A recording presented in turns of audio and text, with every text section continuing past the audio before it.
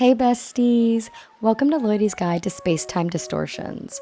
I'm going to be showing you how to get a distortion to pop up and what to expect while you're hunting in there. First, we're going to run over to the gate and talk to Ress. But you got to be careful whenever you're doing these. You don't want to go to a place that has a massive mass outbreak because then the distortion won't spawn. I want to do my hunt in the Cobalt Coastlands, so we're going to go somewhere else first, and then we're going to go right back to the town. We're doing this because we want to make sure that we're resetting the map and that the Cobalt Coastlands won't have a massive mass outbreak. We're going to run over to our little bestie Ress again. And as you can see, the massive mass outbreak is no longer in the Cobalt Coastlands, so we're going to go over there. Okay, you might find yourself asking, okay, well now what do I do? You're pretty much just going to waste time. You're going to run around, or you're going to go find a really nice spot just to chill and relax for a good while until the space-time distortion pops up. Me personally, I like to wait right here because I feel like I have an entire view of the map and I can just relax on this little rock.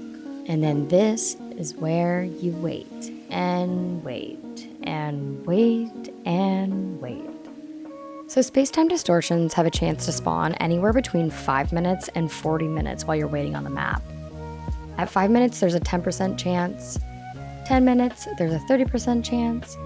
15 minutes, there's a 50% chance. 25, there's a 75% chance. And then at 40 minutes, there's a 100% chance that space-time distortion will spawn around you. Something to consider whenever you're waiting for your space-time distortion is that sitting in a map will stop the timer. And battling other Pokemon will also stop the timer for your space-time distortion to spawn. So you want to make sure that you're just hanging out and waiting for it to spawn. You can run around, pick up some items, do whatever else, but you do not want to be in your map and you do not want to be engaging in battle with other Pokemon. Whenever a space-time distortion pops up, a notification will pop up in the top center of your game. But sometimes if I miss the notification, I'll just pop in the map, scan it over really quick just to make sure I didn't miss a distortion, and pop right back out so I don't add any more time to my timer. And we're waiting, and we're waiting, and we're waiting. As you can see, it says a space-time distortion seems to be forming. I waited about 12 minutes for it to finally pop up. We're going to open up the map and see where the distortion formed, and I'm going to put a little marker down. We're gonna run over there. Run, run, run, run, jump, Braviary. And here we go, we're off. Oh my god, we've made it, besties. We're here in the space-time distortion, but there is unfortunately still a little bit more of a waiting time until the distortion actually starts. So when you go to your map, you're gonna notice the distortion has a little tiny timer over the little symbol on the map. You gotta wait till this timer is completely done, and then the space-time distortion will actually start. Now, while we wait for the space-time distortion to start, I can talk to you about some of the common spawns and rare spawns that happen in the Cobalt Coastlands. Some of the common spawns are gonna be things like this, whereas the rare spawns are gonna be Magnemite, Magneton, and Magnezone, and you only have 3 chances to get these very rare spawns. Each area of the map has different Pokemon that are rare spawns and common spawns in the space-time distortions. So these are the Pokemon that are common spawns in the Obsidian Fieldlands, and then the rare spawns, the Crimson Mirelands, and their rare spawns, the Cornet Highlands and their rare spawns, and lastly the Alabaster Icelands and their rare spawns. We look at the map one more time and notice that the timer on the space-time distortion symbol is about to run out. We wait, a space-time distortion has appeared, the regular Pokemon despawn while you run around and wait for the new rare spawns to pop up. I typically like to run around the whole map just to make sure I can find the 3 static spawns that'll pop up, which will be the Magneton, Magnemite, and Magnezone.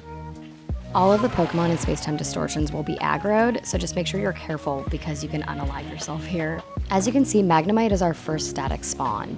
I usually like to catch them or just defeat them in battle, so then that way I can keep track of how many I've seen in the Space-Time Distortion.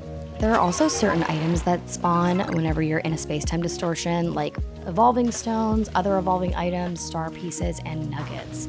So you can run around and pick those up as well. As you can see, we found our second static Pokemon, the Magnezone. So I'm just gonna catch him and we're gonna run away.